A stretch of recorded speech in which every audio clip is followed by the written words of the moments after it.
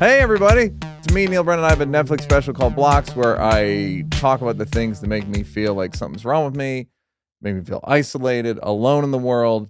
And Jimmy Carr had the idea to have friends of mine on and they can talk about their blocks. And people will thank us for our vulnerability. My guest today, I'm actually more shocked that I got you than Letterman. Not because I don't know you. It's because I don't think you like talking about this stuff. Now, having said Sebastian Maniscalco, everybody, fake round of applause. Very good. I've known you 15 years. I used to open for you a bunch down there in La Jolla. The show wouldn't always sell out, which always made me laugh then that you and I were doing a show, couldn't sell out. I like when you do shows at the Comedy Store during the weekend, they don't sell out. Mm. It still makes me laugh. You do arenas everywhere else but LA. Actually, I do arena in LA, but go. No, that's yeah, you did. You sure did. You did the Forum.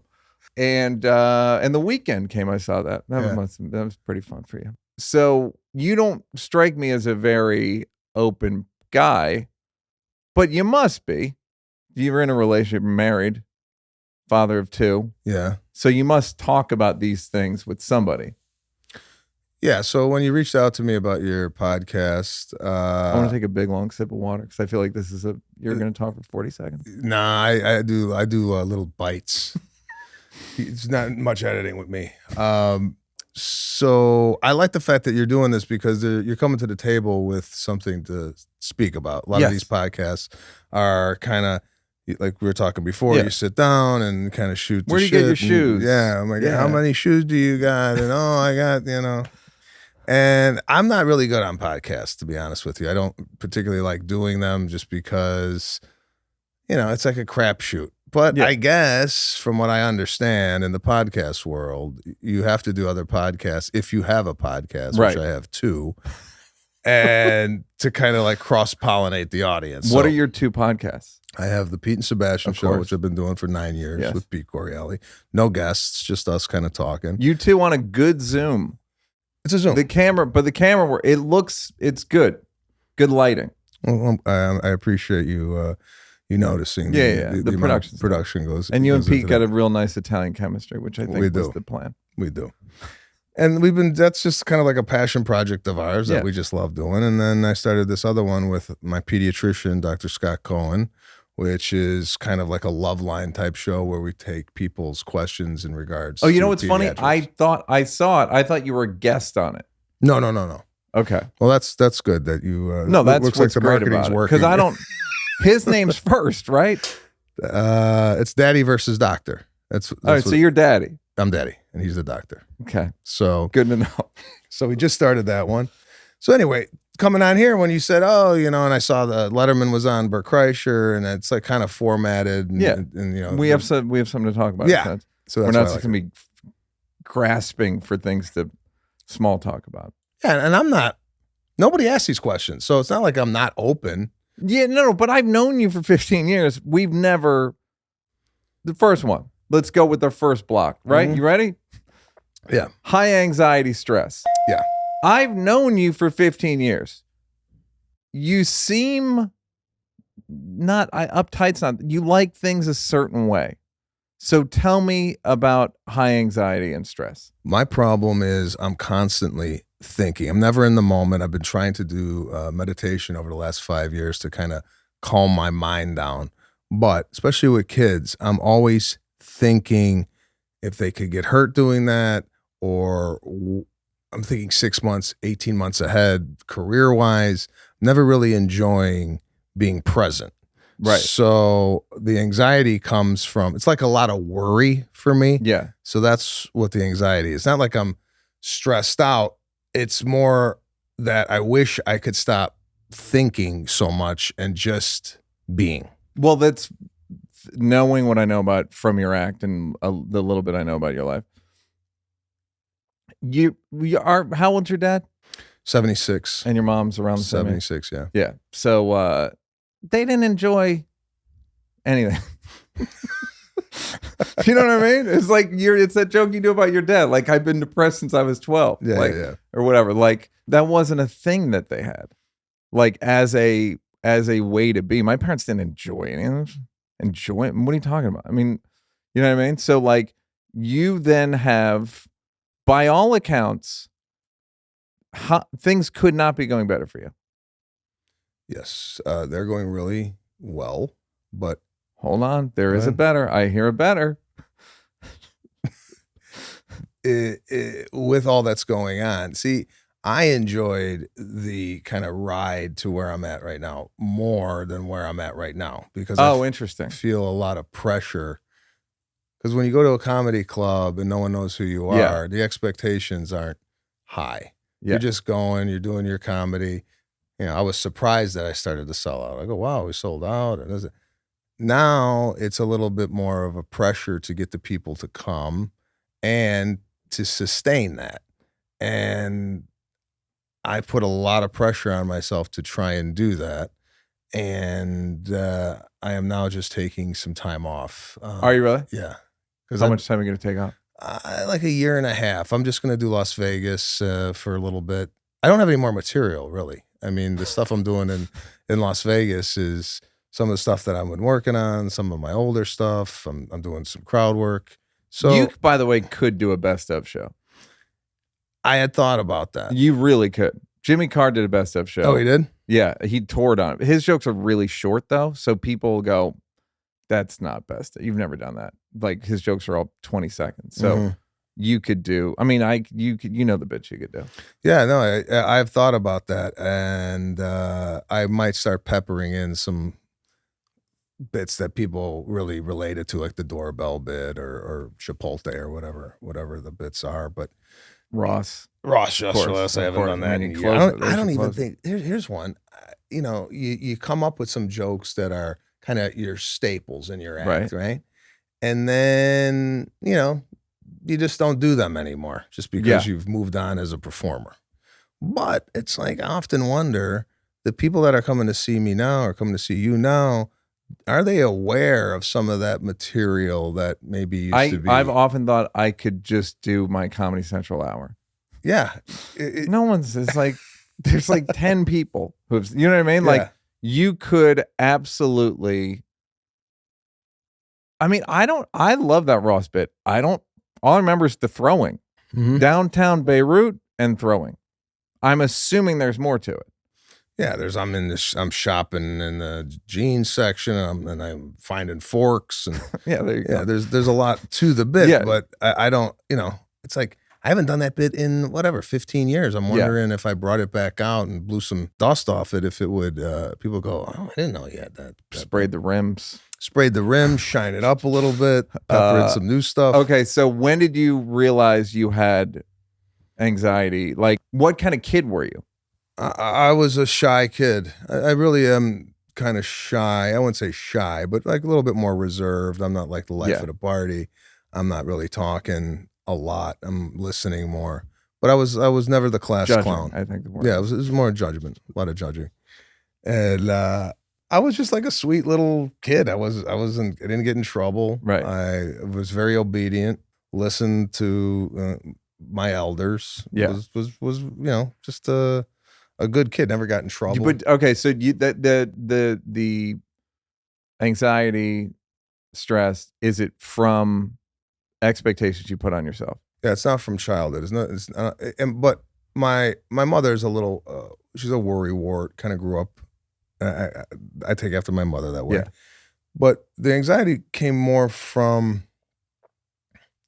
Here in a nutshell, it's like you're successful. You make money, right? I've never been in this position before in my entire life. As far as, you know, when I was making $70,000 a year at the Four Seasons Hotel as a waiter, I knew every year I generally will make around that amount of money.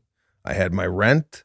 I could go to a dinner that was maybe expensive, but I could only do that once in a while. All right. By the way, heard nothing but good things about you as a waiter. Well, I mean, that's I could go back to waiting tables right now. And Yeah, pick no, up right where I left off. I believe it. If you got any shifts that you need picked up, the greater LA, I mean, we need a certain level of establishment. So now I'm dealing with money that I really never dealt with before. And it's like, sometimes you don't know, and I'm very conservative with it, Yeah. just because I don't know how tomorrow we don't could be know my how- this last could be the show, last right? one. And then what I got's going to last 30 years. Yeah. So that's kind of the challenge for me right now, is to not pine so much over money and where it's spent. And it's not like I'm tight. It's just like, what's enough? Well, you know, like what's enough to spend or save? What am I saving for? The fuck am I saving for? I don't know. I mean, like, No, I I know. could die College? tomorrow. Or, yeah, I mean, yeah, those are the things that you have buckets No, for. I'm that you're with you though. saving. Like, what am I doing? Why am I doing this? Yeah, some people save for like, oh, they're gonna pass it on Retirement, to or charity or their kids or whatnot. I got to figure out what the hell my goal is in regards to socking money away. Yeah. I guess for me right now, it's more of a safety blanket than anything else. Yeah. Didn't you think that once you got to a certain level, you would relax? No, I'm getting to this level now of like just thinking about it, because I was working so much. I just put my head down when the pandemic hit. I was like, all right, you know, I had just bought a house. I'm like, I got two, and plus kids too. It's another thing. And there's another block on there which relates to kids. But once you have a family, a wife and two kids, you know, it just ain't me anymore. You know, Yeah. people are relying on me. So that puts another level of stress on top of what's going on. And So- is it as much?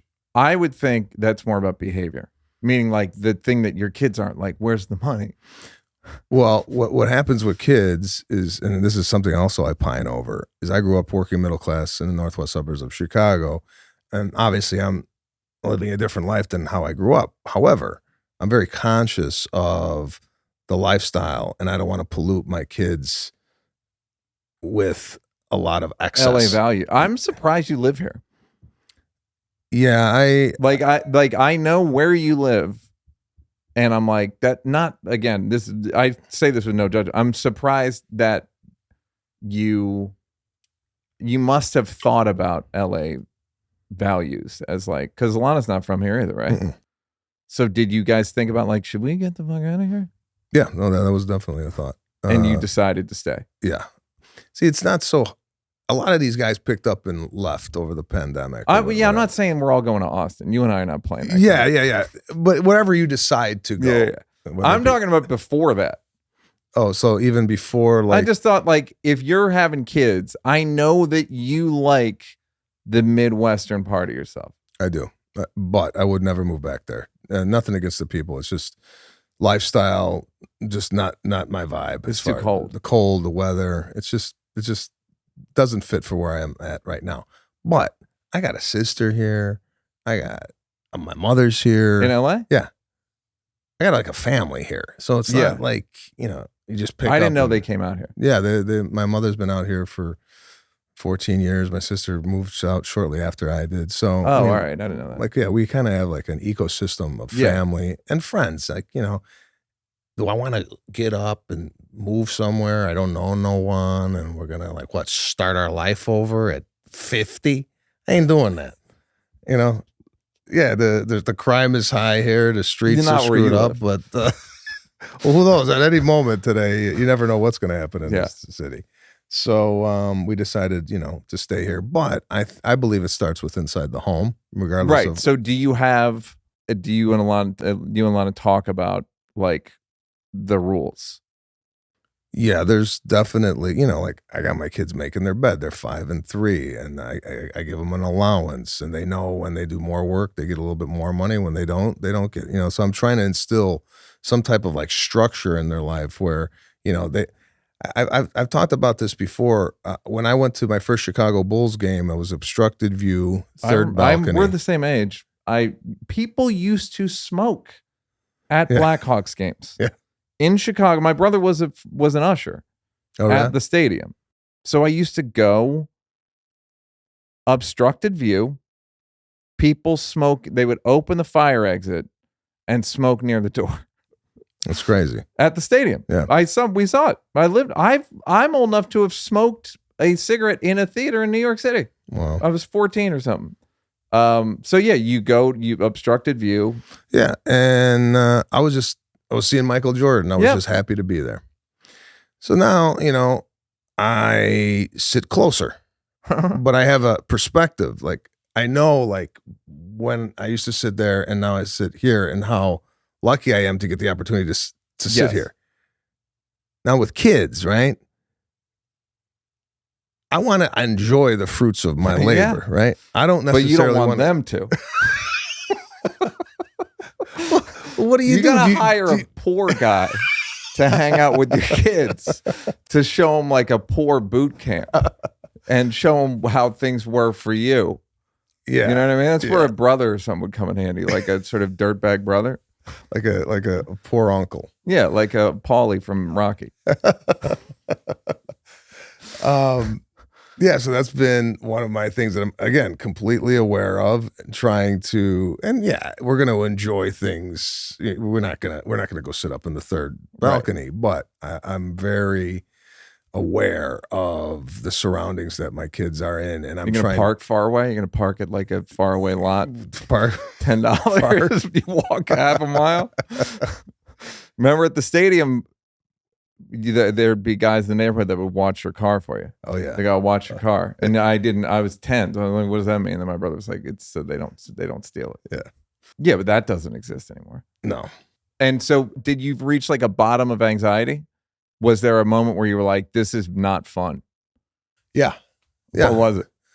Like recently, like last year, I'm like, all right, I gotta dial this back a little bit, and that's what I told my wife, and I go, I'm not gonna tour. You're doing a sitcom, right? I'm doing a single camera with Chuck Lorre in town starting February 21st for HBO Max. So it's nice. You start shooting February 21st? Yeah. Because you're saying it like it's going to start airing February 21st. No, that's the first day Sebastian has to go to work. Yes. So remember, February 21st, Sebastian's going to work that day. I start working. But I like that it's in town because I did a movie last year in Alabama for 6-7 weeks, and I was like, what am I doing? What kind of father am I? 7 weeks away from my kids. They need me there. And I didn't really particularly like being away that long. So I was looking for something to stay home, relax, and be with my family. I would like to point out who said you should do a sitcom. 2000. Well, we were working on something. We were working on a little something. Fell through. Fell through. You have one of my favorite. I said to Sebastian, I go, how would you describe your comedy if it was like a premise for a show? And you go, I don't like a lot of the changes that I see going on in the world. Which is, that's who you are. But I'm glad that Chuck Lorre finally, because I pitched you to CAA and they were like, get the fuck out of here. Like, who the fuck is this? I mean, again, no one would believe that. I remember you were like, one of the first times I talked to you, you go, I'm doing birthday parties in the Middle East. Yeah. I don't even know what that is. Yeah. You were doing birthday parties in the Middle East. I remember one night you said that you had auditioned to play the part of a wizard. I don't know what that was, but it was touch and go. Yeah. Well, I mean, all of these things that you do early on in your career are just, it's just the cycle of what you have to. It was no like, at that point, I had no choices. I was literally, I don't know if I ever said this to you. I said, stop saying you're Italian and start saying you're Persian. Because they don't have Italians out here. Okay, so there was no, you don't have an anxiety attack. You didn't like. No, it wasn't like that. No, it was just a little bit more anxious than I would want to be. Yeah, got it.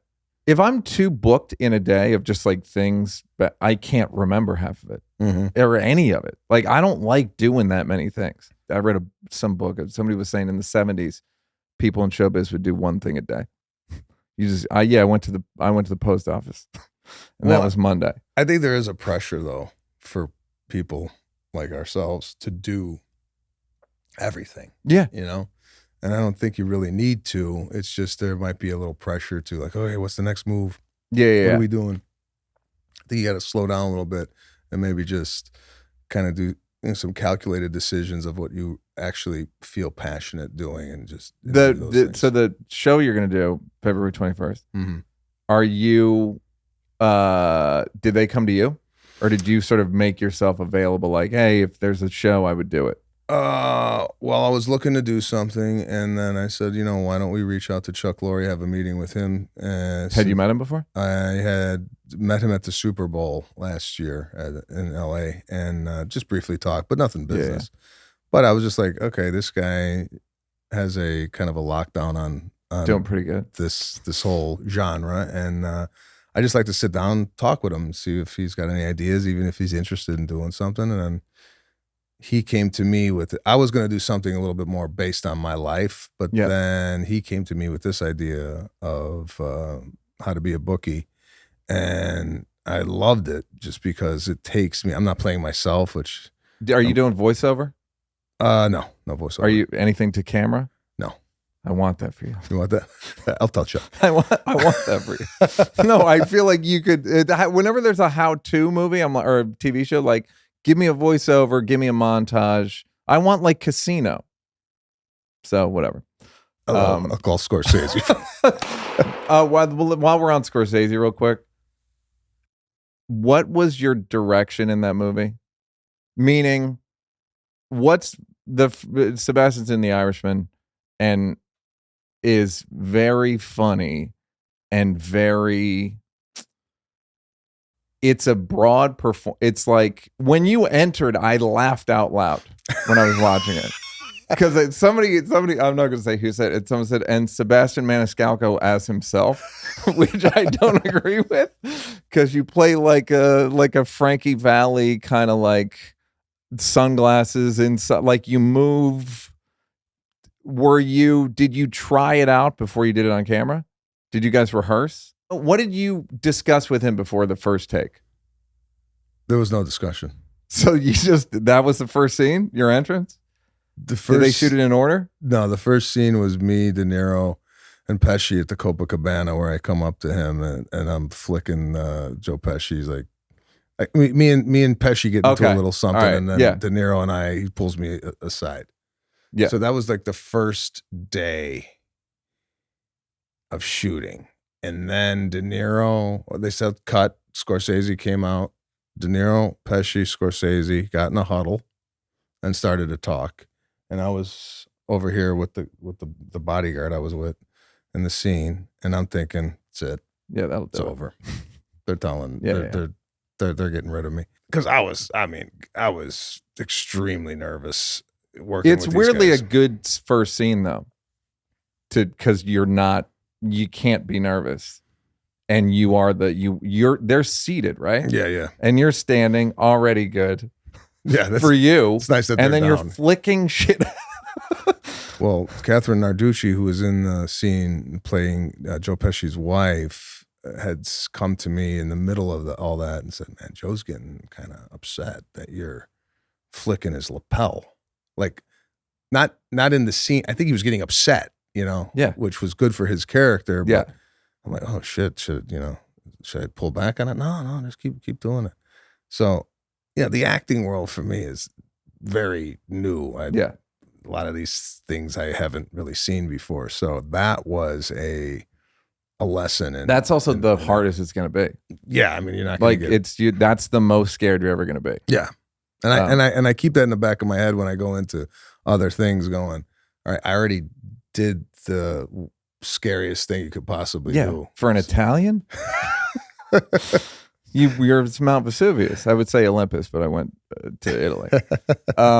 What did when they came out of the huddle, were they even talking about you?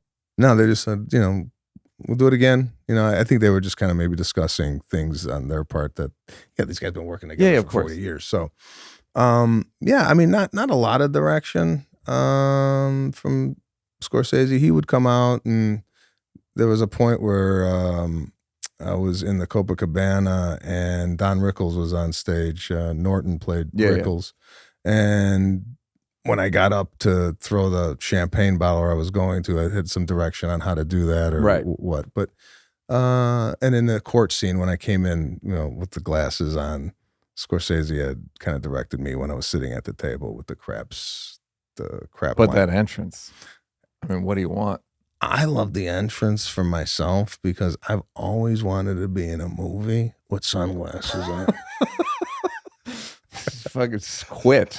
Don't do it. Literally, don't do another one. That was for me was like the pinnacle of success. If I could just It's get the the movie. I laughed out loud. It's like, why are you laughing? Because I'm laughing out loud because I know you, and I knew you were in the movie, and then I'm like, did you stop doing the joke? Because I kind of stole it in my special. Oh, great. Not exactly. The thing where you're at a club and the girl goes in the club goes, "You're hilarious," and you go, "Yeah, I know." Oh yeah. Did you do it? It was like that sunglass performance was that joke to me. Yeah, I know. Like I do a joke where I'm like, guys are hilarious, but I don't. It's whatever. That's it. That's the crossover. Yeah. The acknowledgement that men are. No, funny. that's a good parallel. That joke could be put in. Yeah, that movie. It's like that's that character. Yeah, it'd be that like, joke if it was a character. Like, well, this guy was a cocky guy. It was a real guy. Yeah. So he, I talked to a few people who kind of were around him during that time and said this guy was. He owned a tiger in his basement. He was like he hired black people to work with him, which back then, in the mob was you couldn't do that. He was going against all rules. Right. He killed a mob. He put a hit on a Columbo. So yeah, there was a lot of things that he was doing that were really out of the box. So yeah. So hence the entrance. Yeah. All right. So overthinking. So you worry about career. We've got an overthinking block. Do you overthink? It's funny that you're worried about people coming out to see you. You're still worried about it. Oh, I'm with you. It's you're not worried about selling tickets. I'm always worried about selling tickets. That's why I'm doing this. That's why I'm doing this podcast because it helps. But it really is. There really is no guarantee they'll come back. No. That it's that money. It's that thing of like you may never get another dime. I don't know if it's possible to sustain people coming out to arenas. Well, that's what I wonder. How often do you expect people to come? What do you think? Every other tour? You know what I mean? Like come once? Because I'm like, I was just out last year. Now I'm coming back is it the same people? Is it new people? I have no idea. I'm wondering in the audience who's coming back a fourth or fifth time. I'm wondering how many people this is the first time they're seeing me live. It's a lot. Do you ever do the thing? How many people have been seeing me? Do you do that? No, I don't do that. I don't. Maybe throw some sunglasses on. Do that. Oh God, I'm gonna perform my next special in a sunglass. It wouldn't hurt. But you once said, and I think it's right, a lot of people come back to see you. Yeah. And you also said, this is probably 10 years ago when you first started doing good in clubs. I said, who's coming to see you? And you go, immigrants in sweatsuits. Who's coming to see you? Which still makes me laugh. You remember a lot that I said because you have a cadence. It's hard to fucking forget. Now tell me some of the things I've said to you. I'm kidding. Okay, so what about overthinking? Have you done anything to help yourself with that? So I'm in therapy, which Great. I've never really considered. I mean, not that I've never considered it, but again, growing up where I grew up, therapy was no one I knew went to therapy, and nor should they have. And it's nice just to have, and it's a half hour a week on the phone. You only are doing a half hour? Half hour. I've never heard of anyone doing a half hour. In small doses. This episode is sponsored by BetterHelp. Sebastian is to my right. Can't see him, but he just started going to therapy. Maybe he'll do a walkthrough. Here he comes. Going to do a walkthrough. I'm sorry. You can hear him laughing. Oh, wait. He found his phone. He just started. He only goes for a half hour. Therapy is great. It can legitimately help you.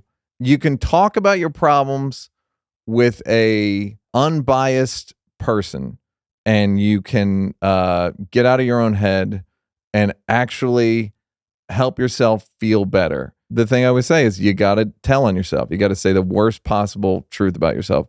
And that's where the good nougat is in therapy. If you want to live a more empowered life, therapy can get you there. Visit betterhelp.com/Neal today to get 10% off your first month. That's BetterHelp.com/Neal. Go get some therapy. You deserve it, and you need it. You want to hear a story about therapy, and it's Italian. Jeff Cesario, great comedian, once told me that he would go to therapy and do 3-hour sessions. Wow. And I was like, 3 hours? And he goes, we're comics. We can bullshit for an hour and a half. So keep that in mind. Don't be I mean, the point with therapy is you have to tell on yourself. Yeah. You have to make yourself look bad. Because if you're trying to just like do PR, it's a waste of money. Yeah. And do you find it helpful?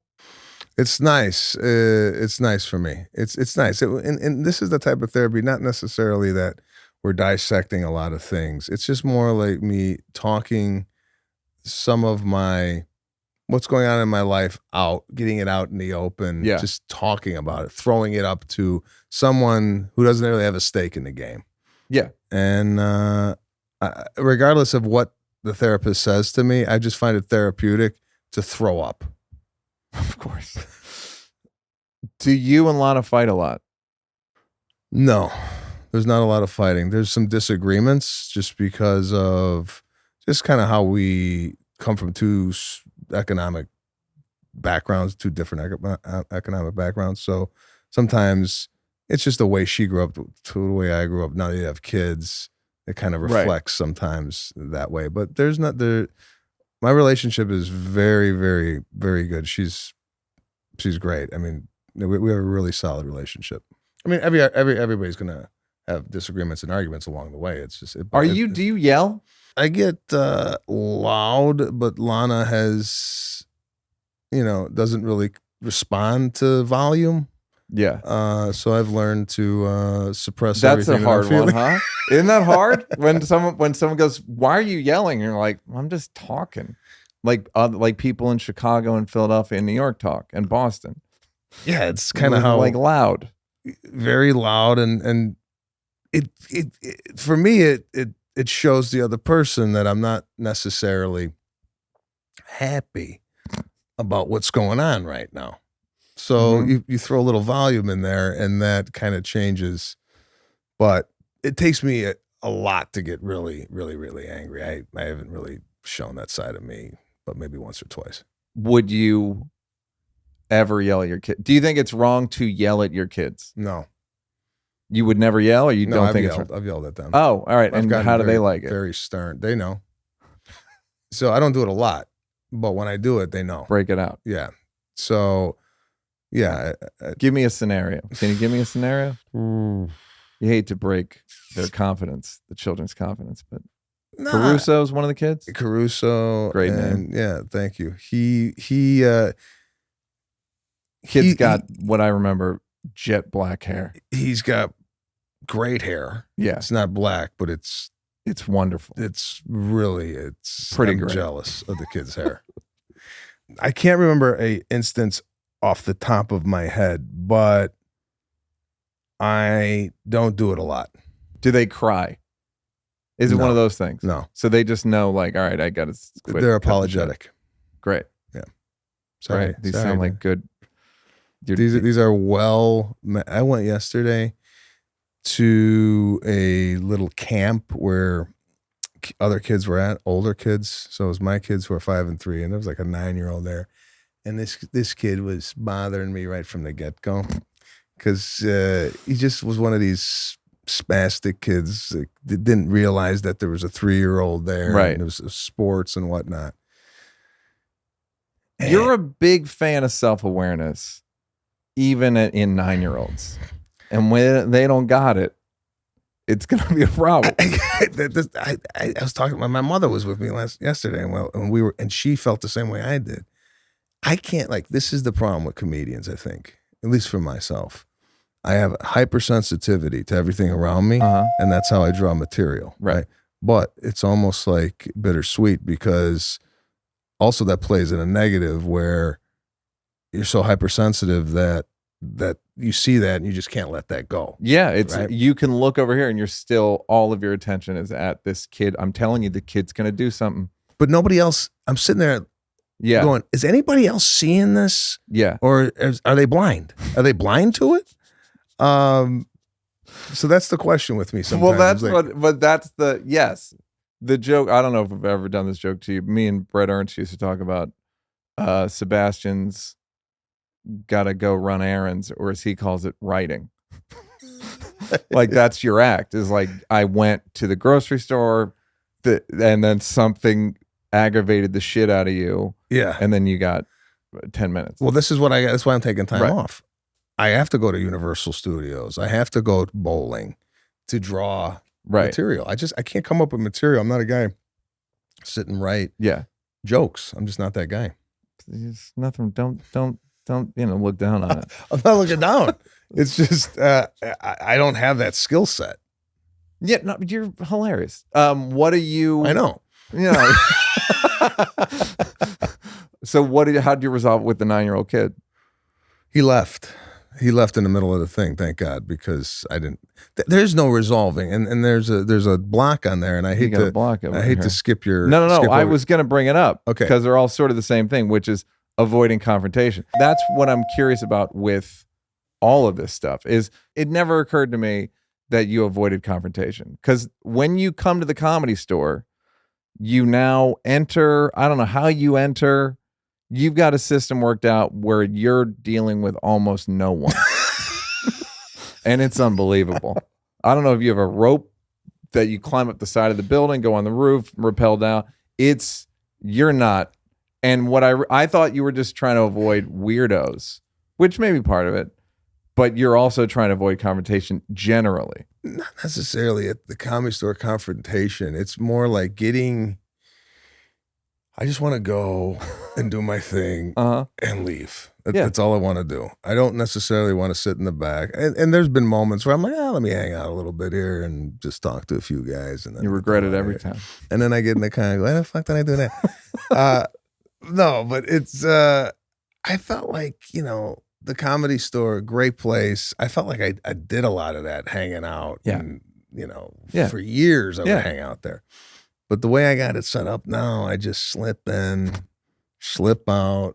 Sometimes I don't even know someone, like if you were there, sometimes I don't know you're there until I'm running to my car. Yeah, and I'll tap, and you're like, hey, you got to get a bodyguard.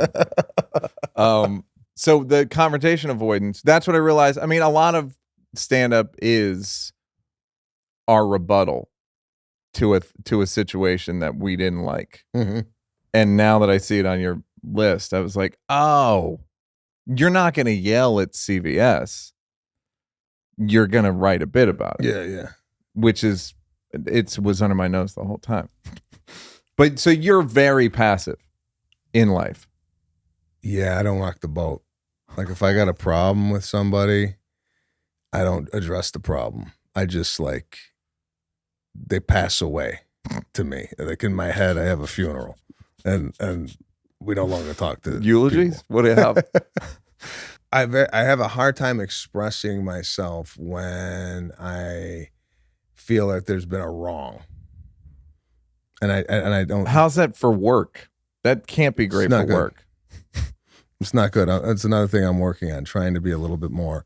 Oh, the problem is when I am honest and open, it's a little bit abrupt and aggressive, and I don't know how to like sometimes sugarcoat the message. I often do it with humor. I try and like if I try to weave it in with a little humor, so it doesn't come off as abrupt. What I think a great plan is to never say anything, and then when it does come out, it's got so much force. that you really hurt a lot of people. That's the best way to approach problems. Okay. And then you resent them for you not having said anything because they somehow made you feel like that you weren't allowed to say anything, even though they never said it. They didn't know what was happening. How many funerals do you have in a year? There's a lot.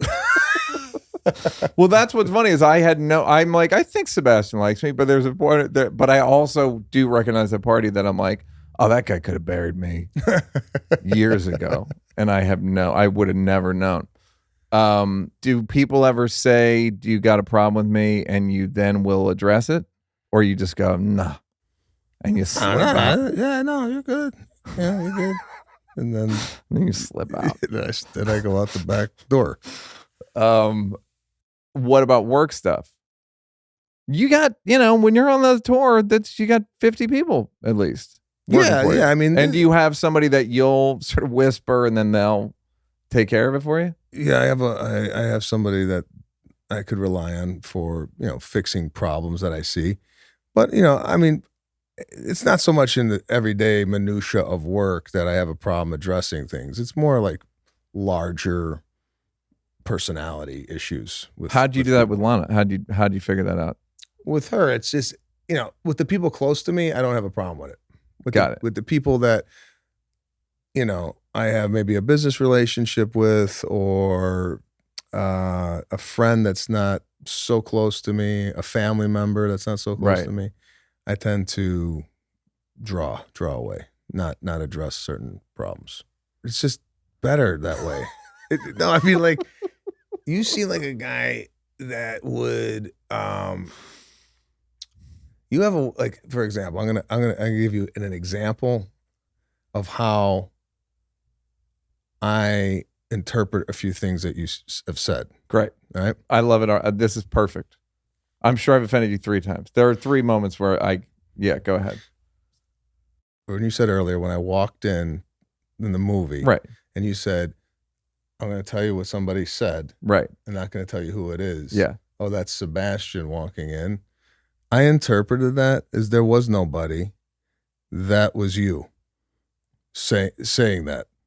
Okay. Now, great. No, great. But great.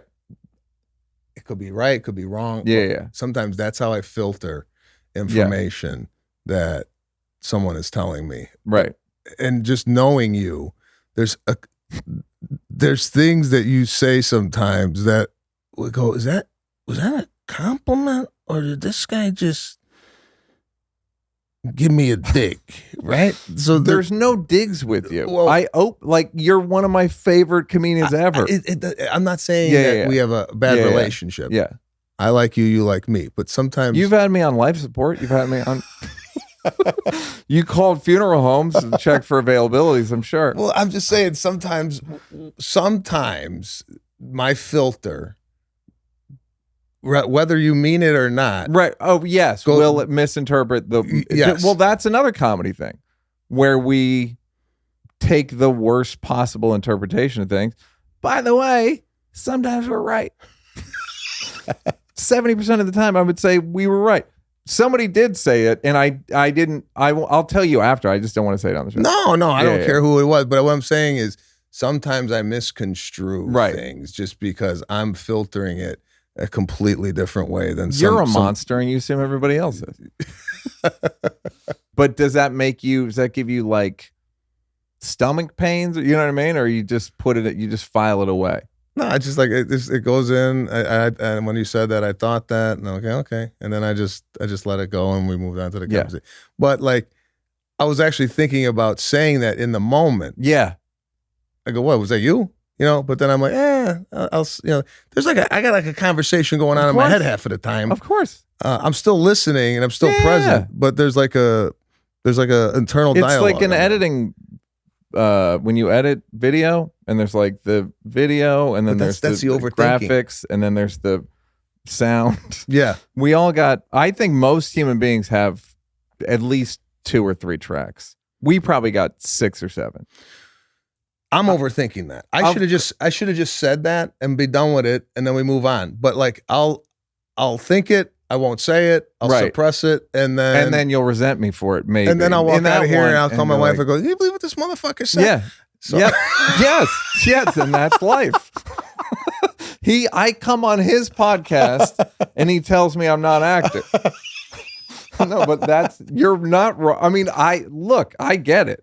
I'm doing the same thing over here. all right. Guy wears a black turtleneck tonight. I also like that you married Lana. I like that you married an artist in that, because you are an artist, but you kind of masquerade as like, I'm just a regular guy. Yeah. But you're not. You're an artist. You're a comedian. You're an overthinker. You're neurotic. You're doing all the stuff. But you're like, no, I'm just this kid of immigrants, and I just haven't. But it's like, no, you're an artist. Wear black. You should. This made me laugh very hard, out loud, for real. And I wasn't laughing at you. I was laughing with you.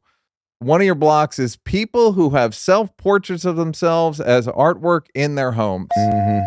That is very funny because we're both in show business. People give us posters of ourselves or things, and you just go. And then everyone I know has pictures of themselves. But what is that? What is that? I never understood. I walked into homes. I think it's just ego. Do they know that though? They think that's cool.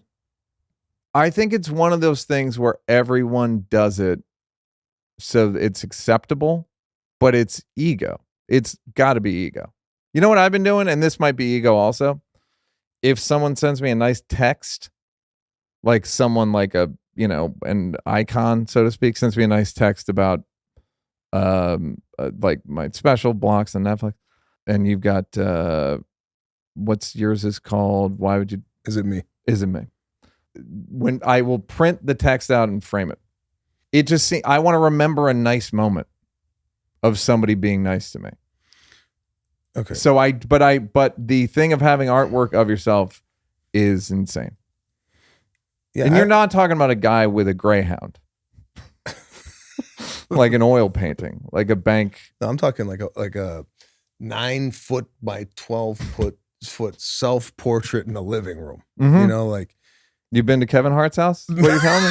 No, I've never been. Has he got one? Kevin's got like Eddie Murphy and at one of his houses. I think he's moved, but like he had him like and I was like, the fact that his wife allowed this to happen. I feel like guys have a completely different way of decorating the home, and I used to have shit before Lana met me. I had these like. I don't know if you remember them. Like it would be like a playing card, but it would be like almost like a Salvatore Dali.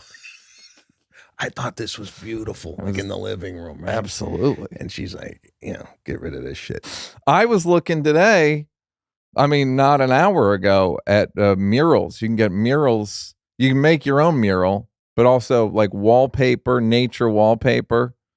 You can get mountains. You can get forests. You can get something to think about. Is that where you're going? Are you going with a nature? I got a look? decorator that I don't think is going to let it happen.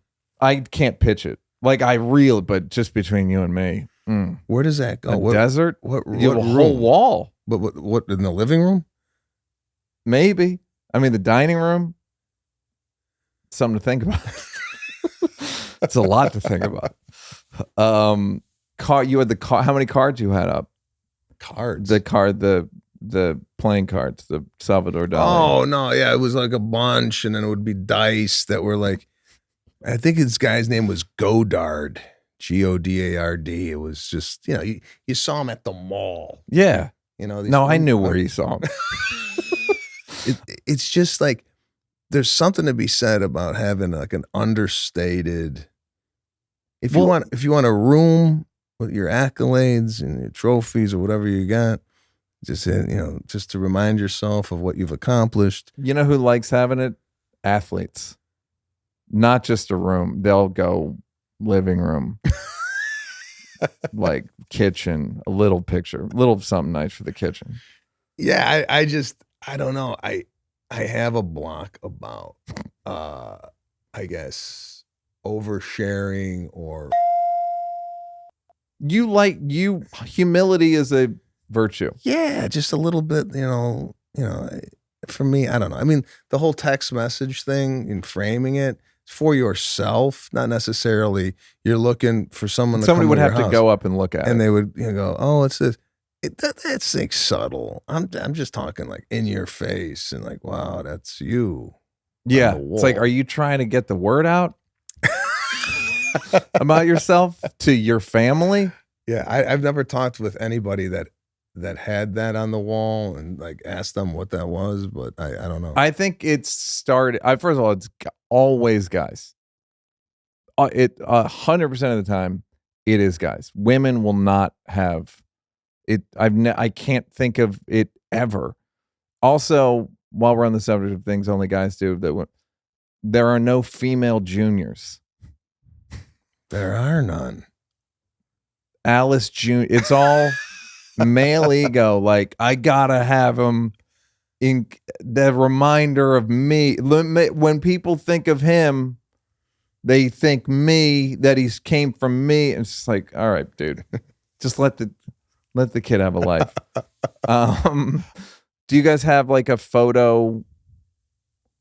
Sometimes I think of married houses. The photo, it's like a museum of when we used to be in love. Like, oh, we were really in love here.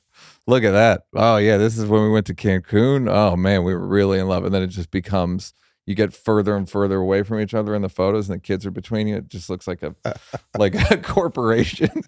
That's funny. No, I got pictures of the family up, but they're in my own, like they're in my like closet, like my dressing room. They're like, they're not out for people to see. Do you have Lana's? Lana's a really good painter. Do you have her stuff displayed? We have a few pieces, and she's in the process of making a large one for the living room. We're in the process of trying to figure out what we're going to do with the house. So, yeah, I heard you pay an ungodly amount of insurance on that house. Insurance is pretty. There was a big bill for fire, right? Fire insurance, because it's in the mountains, where I actually got the quote, and I'm like, God, I could have my own fire department for this. No, I don't know how I heard a number, but it's wild. I don't know how you heard it. I don't know. Somebody else that lives in the thing. Oh, okay. Like, you guys all pay an ungodly amount, right? Yeah. Well, it was really far. It was even hard to find an insurance company. You can't even get insurance. To insure, because at that particular point in time, that was when there was fire for the Getty Center and whatnot. It has come down significantly. Oh, it has. All right, good. Then. But yeah, I was lighting candles. I was worried about you. I was hoping you'd add shows. Book me for the fire insurance show. Yeah. And what are you going to do with the house? You going to stay up there? Oh yeah, no, we're going to stay. It's just, we got to figure out kind of we want to remodel a few things and put some things on the wall in regards to like Lana's paintings. They're like, oh, maybe one will go here. And then the kids are very creative too, and starting to paint and whatnot. So we have some of their stuff hanging on the fridge. I have. Keep it on the fridge. Yeah, no, it's in their room. Yeah, don't even, it's not ready for the fridge. No. We got a block here called death. Death, yeah. Talk to me. Always a huge hypochondriac. Always thought I was passing away. I thought you still go to I mean, not go to the gym. I'm sure you have some kind of gym in your house, but yeah, I have a trainer. I how many days a week? 5. This is turning into a real podcast. So when you lift, do you eat meat? What do you eat? Where are you getting your protein? 5 days a week trainer. That's good. Yeah. So do you do it for vanity, or you do it purely to longevity? I do it to look good. Try and look good. Done. I have major sciatica running through my right leg, which this is going to be going on for almost 2 years. So it's really hampered my ability. I used to love playing pickleball and basketball, just kind of, but golf, can't do any of that anymore. I mean, I don't want to do surgery. I'm just exhausting all avenues prior to me going. Sciatica is just a pain that comes up, and there's nothing you can do. Or like well, you could do physical therapy. I have a thing called spinal stenosis where the canal of the spine, which houses the nerves, is constricted and it's pushing on the nerve. And when that happens, it shoots down the leg into the calf, and it's brutal pain. I bet. Brutal pain. So, you ever tried painkillers? You'd like that. I've tried anti-inflammatories. Okay. I don't like drugs. Yeah. Pills, nothing. I didn't particularly like those. They didn't help. But first and foremost, it's for longevity.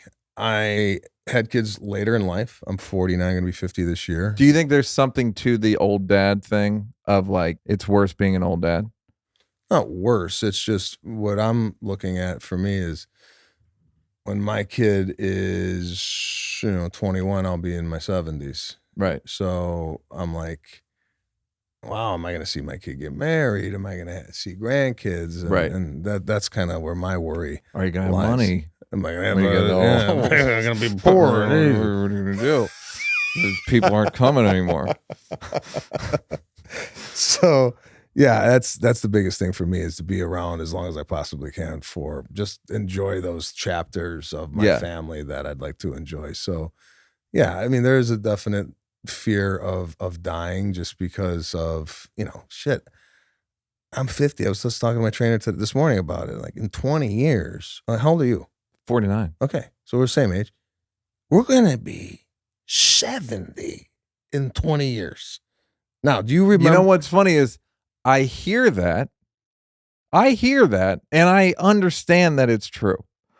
I could not relate to anything less than I'm going to be 70 because I'm the youngest of 10. So I've always been the youngest. I was the youngest of 10. I was like the little guy in comedy. I would like work the door when I was like 18, 19. I'm younger than Louis and Marin and that class of guys. So like the fact that you even now saying I'm 49, I don't, it makes no sense to me. So how do you feel about it? It makes no sense. How? Like you never like it's like how am I that old? I understand that I am, but it just seems like it's like I don't identify. I need trans age surgery or something. I don't identify as a 49-year-old. Yeah. I guess I have the same. Like I know I'm 49. Yeah. You're 50. But I'm going to be 50. You're not 49. Are you 49? I'm 49. All right. You called yourself 50. Well, I mean. Yeah, I got you. I don't play that. What? Enjoy it. Fucking give yourself a couple I know, more months. but when you're talking, the 50 sounds like a little bit more like, oh, you're 50. Authoritative. Yeah. You know what it is? Because when you're 30, 35, there's no real difference. Right. In your look and in your health.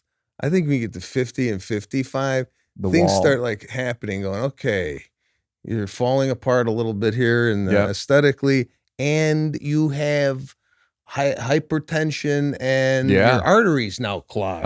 Like that don't really happen in 5 years when you're 30. Yeah. I just think more things could go wrong. Yeah, this is not a great time. It's not a great, I mean, I'll just explain to my body that I don't identify with it, and I'm sure my body will do the right thing. And what do you, I mean, that's the good part about having money is you can just do all kinds of goofy shit. I got ozone therapy they pull your blood, they then put oxygen, ozone in it, spin it, pump it back into you. Some like Barry Bonds shit. Oh, so it's like, is it supposed to keep you awake or alert? Good for the, it's good for, well, they just give you the list. Do you even know? Longevity. Do you even know what the fuck alertness? And you go, oh, yeah, that's great. Anti-aging, antioxidants are great. Love antioxidants. Somebody tell you to do this? Or somebody did tell me to do it, and I was like, all right, I'll try anything.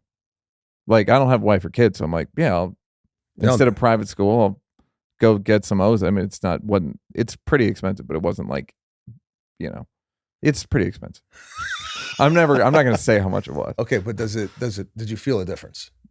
Not yet, but give it time. And I love one of the nurses was like, this worked for me for like a year and a half. And I'm kind of in the back of my head, I'm like, okay. And now I did it. I'm like, a year and a half for that. Okay. So, and then other people did nothing. So there's a thing called NAD. That's another one. anti-aging. I'm sure I've heard that. Yeah. There's all these spas out here. Like, I just bought a tub, like an ice tub. uh-huh. Everybody's been dipping Yeah, themselves yeah, in dipping ice. the Right? ice. Yeah, put it So on I'm ice. like, let me see what this does. I got to tell you, I've only had it for 3 weeks, and I've spit laughed on you like 5 times. have you tried it? No. Okay, it's Is it helping. something? It's like a mental caffeine. As soon as you go in there in the morning, it gets you going. I recommend it. So it's something. It's something. I feel it. I do. I like things I could feel. No, like yeah. If I'm gonna get the ozone, I want to walk out of there going Pumped. Oh wow, Yep. this is unbelievable. You want to be wearing a robe even if you're not wearing a robe. Yeah, I'm with you. I'm not there. I'm not against ozone. I'm going to give it a week before I. I'll update. I'll text it. So death. Have you made your peak? You just want to see how long you can go, and you just don't want to die. I don't think you believe in God. I believe in God. Okay, great. Yeah. I think I overthink it again, overthinking it more than I should. I should just be, worried about other things than passing away. I mean, well, it's happening either way. It's happening either way. It's just what I'm just doing all I can to be as healthy as I can. Yeah, that's all you can do. That's it. You still eat like a maniac every once in a while? I love eating. Yeah. I really enjoy eating. And I really got to, over the holidays, I'm very inconsistent. You never blew up though. Let's say this for you. You never disappointed me. Well, I'm glad. And I never showed up at the comedy store. You go, this guy. You seen Sebastian? Well, you seem like, I feel like you've been the same weight for the last 40 years. I mean, like 40. Yeah.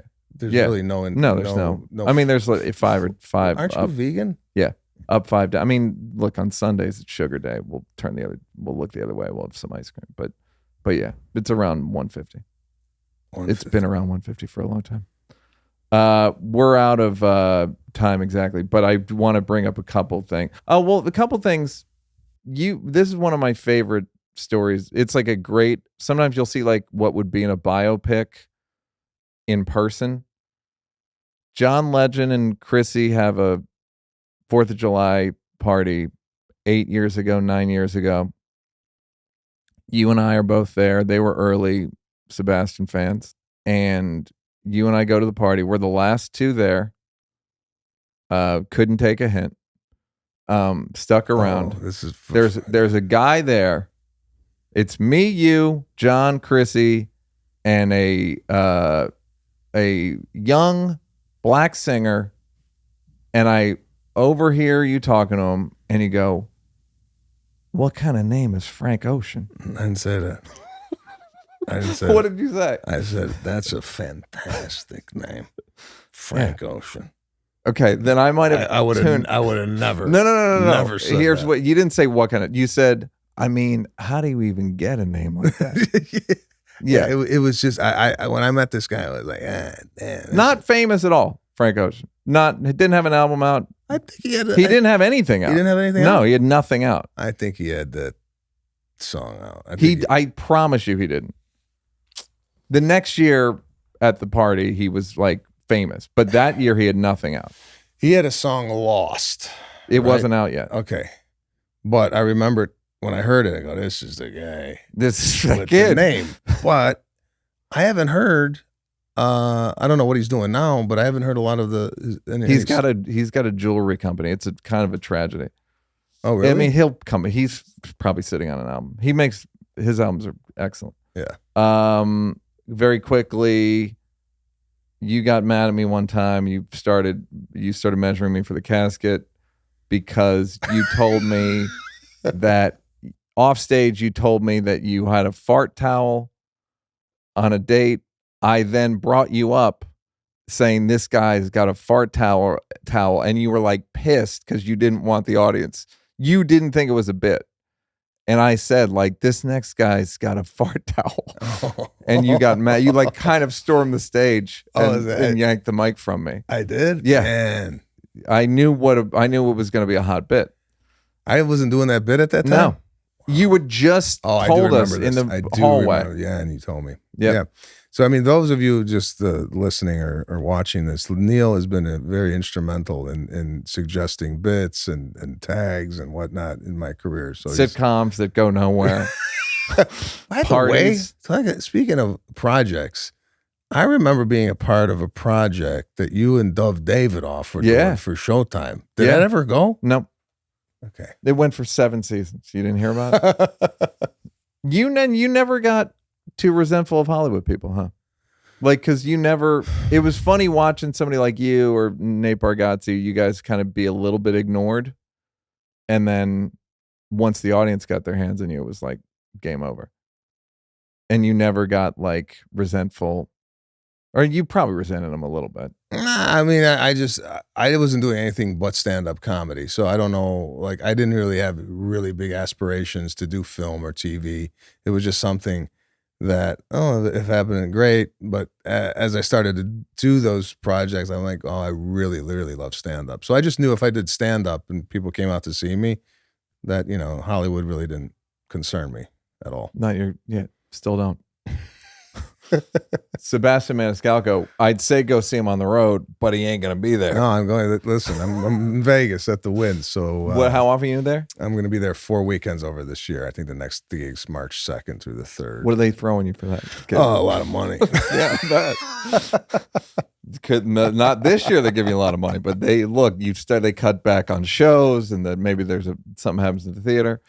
Sebastian Maniscalco, everybody, one of the greats. He's got 5 on Netflix. I think I got 4, 5. And then you'll license one. I got 4 on Netflix. I got 1 on Amazon and 2 on Amazon. This guy owns 2 of his own specials. He licenses them out. He'll license it to you. You got a network. Name your price. Thanks, buddy. Thank you for having me. Appreciate it.